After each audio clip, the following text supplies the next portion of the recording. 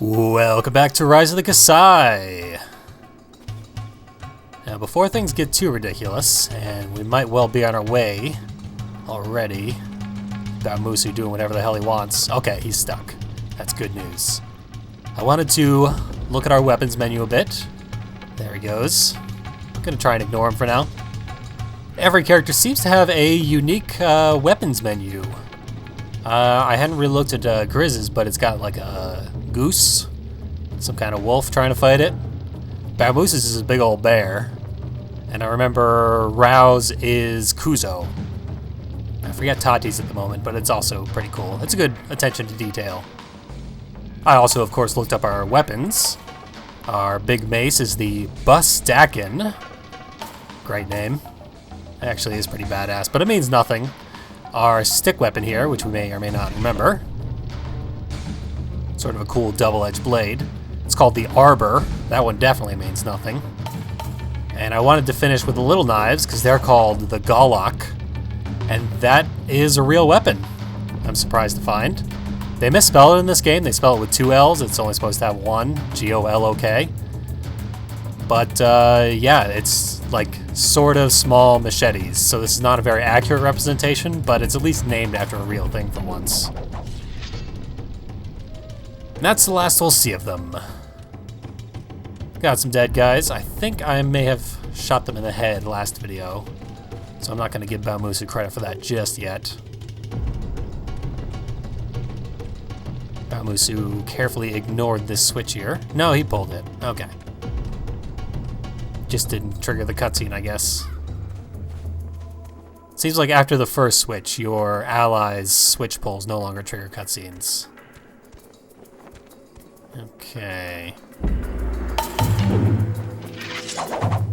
Don't want to deal with this guy. We're dealing with this guy.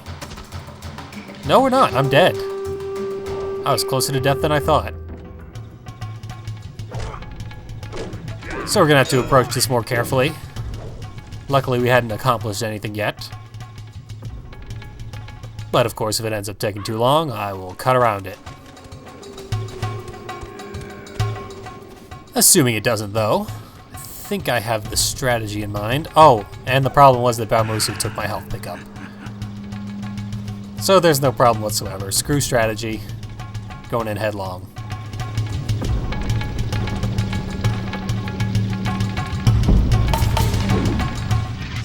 We didn't even explore this part of the level on foot. Let's see. Will there be clipping issues? Not sufficient clipping issues. Boy, that really messes up the camera. Chris just jumps around like a madman during that animation. And Bamusu's throwing something behind me. I should be paying a lot more attention right now. Yeah, there's a guy sneaking up right behind me. And I was none the wiser. Okay, so I'm going to split up from Bamusu. Let's see what kind of damage I can do on my own. This time the switch did trigger a cutscene. Perfectly consistent. Maybe I can't split up. Maybe the primary gimmick of this game is being withheld from me right now.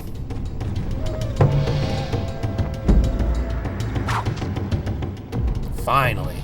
Good stuff. Less good stuff.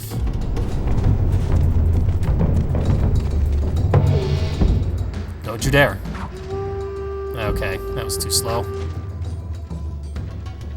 I don't know for sure that we even have to go down there. Although I bet there's a switch down there. Who am I kidding? Yep, there's a switch down there.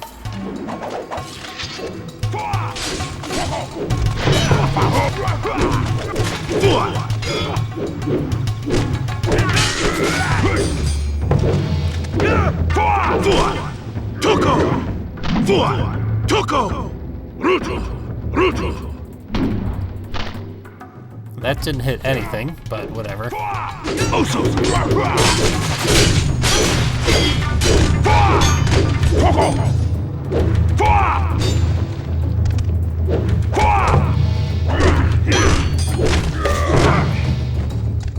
Yeah, once we have sufficient health, it really doesn't matter how many enemies they throw at us. So you've got 2 Rakus with their most powerful weapons.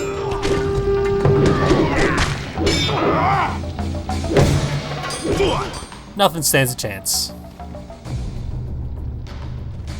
And, okay, there's the other hornblower. Never even got to see him before he started causing problems.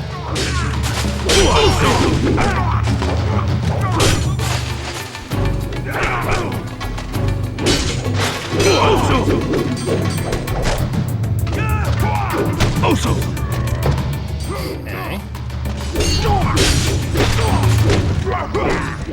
Now, while we're here, let's see.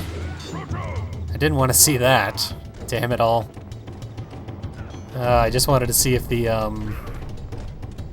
cool monolith that told us the very, very long story of Vaitaku back in Mark of Crete was still here. But it's not. I've paid dearly for trying to investigate. Not that dearly, though. Just yet another time waster. Floating sword. Perfectly normal.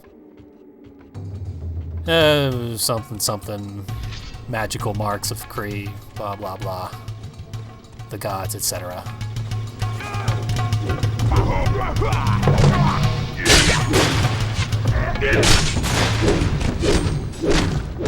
That was one hit kill on an armored enemy.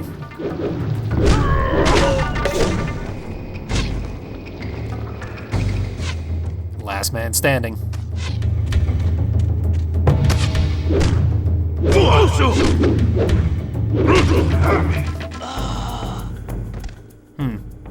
For a special kill, that should have been more brutal, but gets the job done. Now we get to go get ourselves into another fight.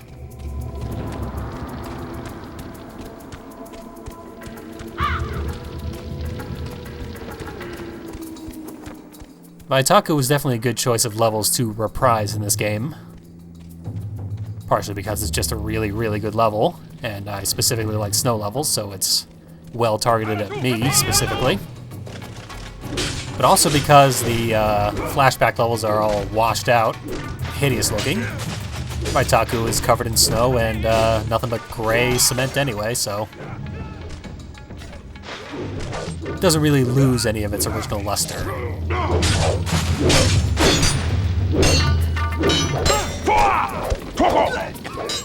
Stop killing that guy. He's long dead.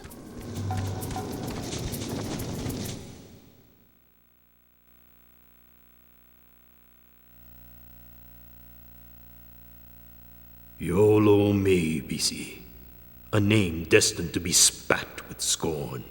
As an apprentice Rakus, or 2 Rakus, he had access to Vaitaku's oldest libraries.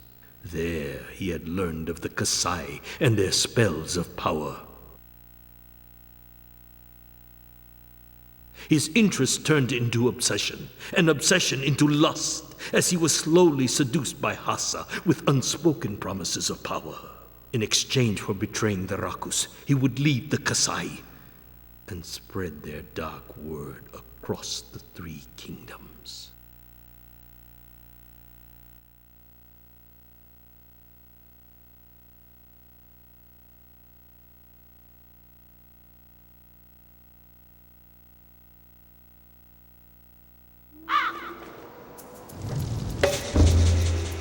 It sounded like they name dropped something like Hasa or something. I don't know who or what that is, because it's never been said before in these games.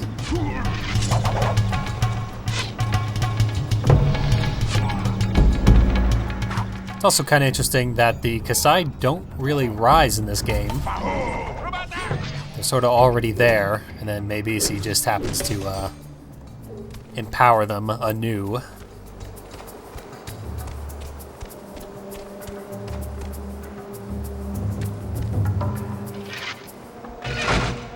It also looked like that prophecy was coming out of the Book of Dundao. Oh, that pagoda there is a almost long-forgotten nightmare. I doubt I'll ever actually forget it, though.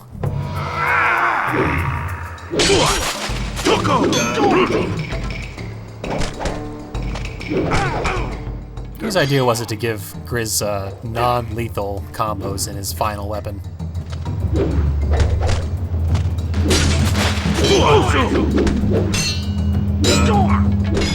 And the same old problem with this hallway. Yeah, I should probably switch to my Gulak. I have to overpronounce every word that I've never heard before.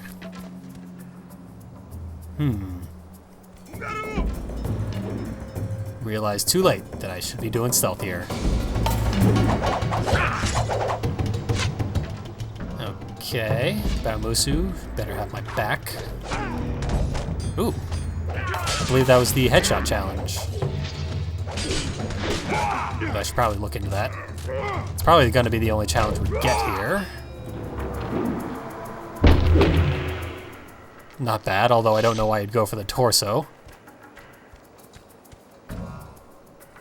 Here's Baomusu's sticks. They're called Mahis with an apostrophe. M-A-H-E-E apostrophe S. So I don't know who owns those sticks, but it's not Baomusu.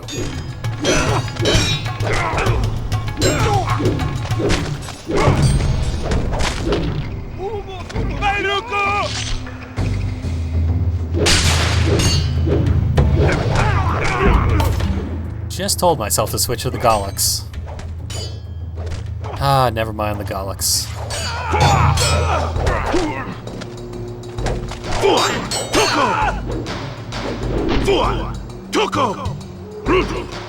Oh boy. All these combos are slow-mo too.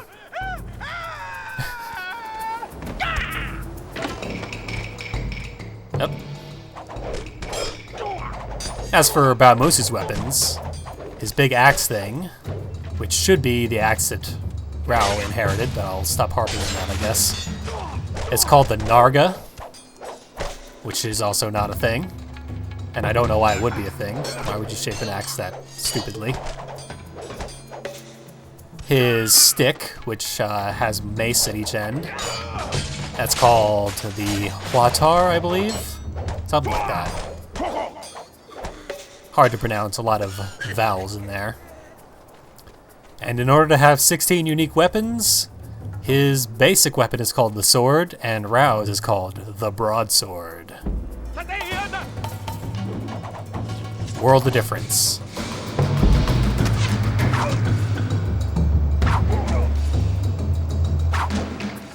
I was just missing that whole time.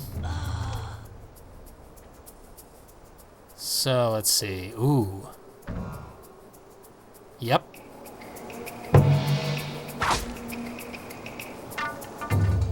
Could've been better. Yeah, I wish we'd gotten this jerk.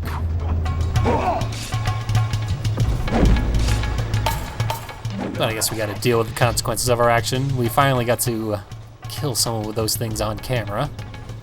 There was a challenge in Iguahatu, I believe, to kill 5 enemies by dropping barrels on them. And boy, did that take an hour and a half. There were 2 segments that had barrels in them, so you had 2 chances to get the total of 5 kills between them. But it was still just a nightmare. What you had to do was lure the enemies towards you. You had to do it as Tati, because Rao will do a weird taunt thing at the beginning of combat, and that causes the enemies to not attack him. So 100% of the enemies will go for Tati in that instance. And you want that, because if they're distracted, they split up, so you get much fewer kills. But then you have to use your puffers to break the thing, and the puffers only explode when either an enemy is close, or you hit the puffer dead on with another puffer. So you have to just hold the camera in place, wait for the enemies to get to a certain spot, and time it. It is, yeah, not worth explaining, and it was certainly not worth doing. It's sort of baffling how the challenges in this games are actually a challenge this time. which was kind of a good idea, honestly. I hate to admit, because they've been really, really horrifying. But also really satisfying when I do ultimately complete them.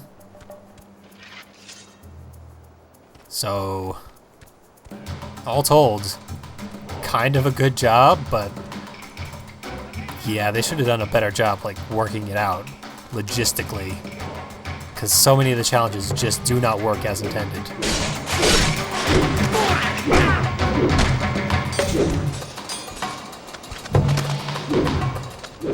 Kind of a tough spot here. I like the way they set this area up, actually.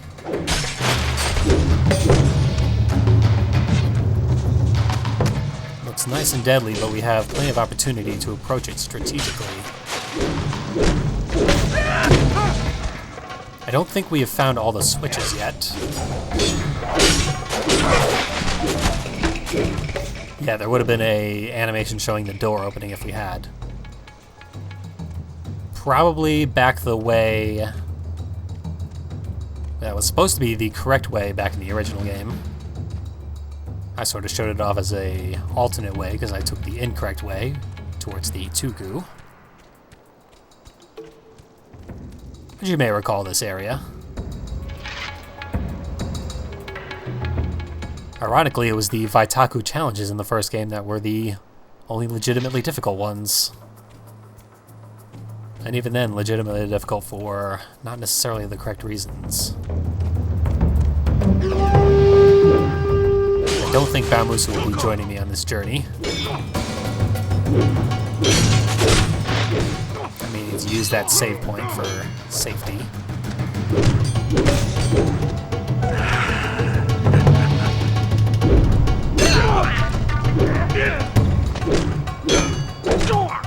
Let's try out the Arbor. It's Arbor Day.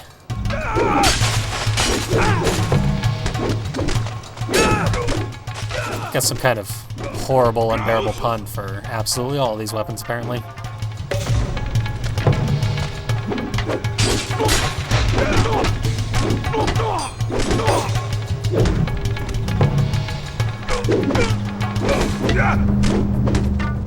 Alright.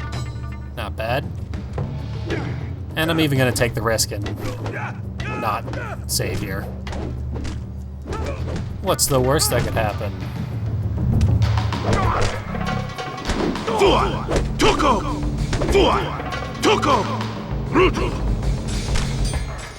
Gotta stop doing the Toko Rutu. It's always useless.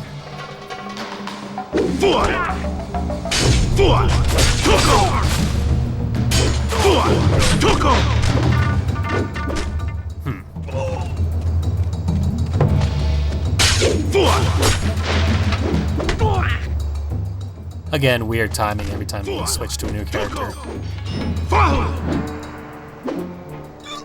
Oh, but that's the same as Tati's for a Toko Fahu. Which is useless. Just stabs it forward a couple of times. Does very, very poor damage and has no instant kill to it. Is there anything in this whole side area? Can I just re-explore the entire first game and not accomplish anything in the entire process?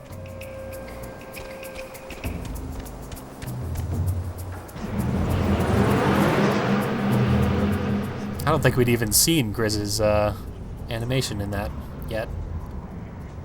Okay, the Tugu's over here, so that's not nothing. And the switch is over here. Good. This, I recall, is an area where a full, like, 12 armored guards will come out if you trip the Hornblower in the first game. So we're gonna prioritize him. Bet you didn't know prioritize was 2 words. Okay.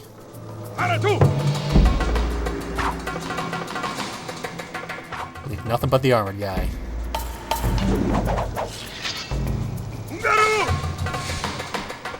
Who was the last to notice our presence? Oh, we could have dropped barrels and killed them all. Oh well. Less said about barrels at this point, the better.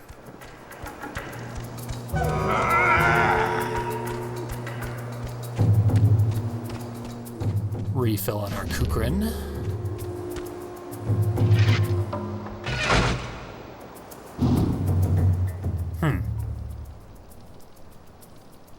Yeah, perhaps there might be even another switch. It is very bizarre that Bamusu has chosen not to join us. I mean, it seems like bad scripting because he was the one who insisted on going that alternate route.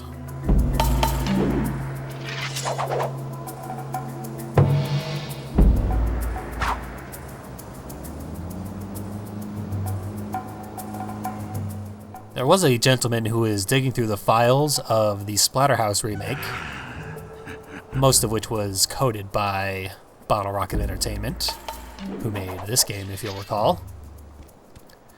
And he found it to be shockingly poorly coded. The extremely long loading screens are caused by the game loading things that are in no way relevant to the section you're about to play. And many, many similar issues. I believe this is a storytime book. Matai, the god who protects us, one day grew angry at the demons that plagued our world. Drawing a great army of men about him, he came down from the heavens armed with Satu, his mighty Taiha. The sky grew dark with the fires of destruction, while the ground ran wet with the blood of men. A battle that would last 100 years had begun. Many years passed before high in a stretch of mountains, Matai finally faced Yog-Sothoth, the Demon King. Both armies fell silent, and with a scream that could kill, Yog-Sothoth's dark axe, Widowmaker, sliced off the top of a great mountain, and the world trembled at the fury of the Demon King. Indeed, his weapon was great and powerful, but it was no match for the mighty Taiha, Satu. Matai leapt across the valley, attacking swiftly, blowing up a powerful storm around him, and a false night fell across the land. Eventually, the dust of battle settled, and there at Matai's feet lay Yog-Sothoth. Seeing this, his demon horde scattered, fleeing back to their world of darkness, trapped forever in eternal night. But this victory did not come without cost. In piercing, the Demon King Satu had become embedded in the mountain. Matai was a powerful god, but the battle had left him weak, and he was unable to free his mighty ally. So returning to the heavens, he instructed his disciples to construct a temple around Satu, and it be called Vaitaku, the Great Battle. Years passed, and the weapon that was carved from heavenly wood began to take root in the mountain. Branches stretched from its body, and the weapon slowly turned into a great tree. Not long after, fruit began to grow on its limbs in abundance, fruit that could open your mind, fruit that shows the future, fruit of the gods. Book of the Damned, Matai 3:13.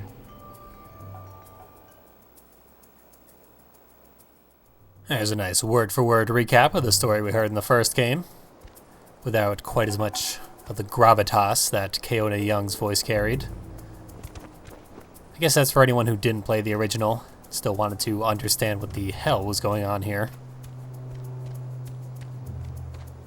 That said, it was very bizarre that they misspelled the word Taiha in there, after having spelled it correctly in the entire first game.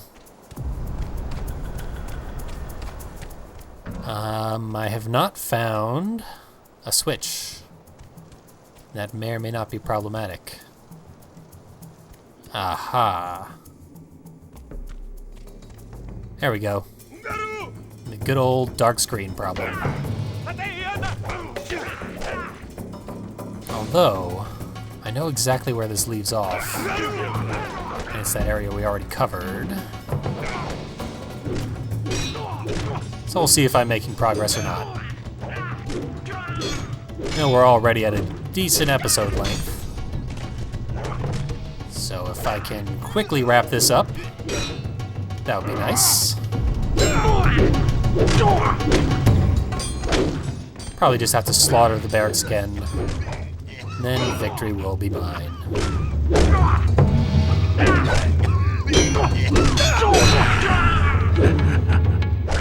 Although supposedly this is very shortly after the Rakus have fallen here in Vaitaku. So I would imagine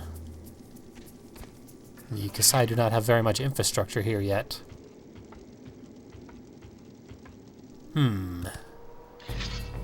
And I am right back where I started. Why am I back here? Huh. Okay.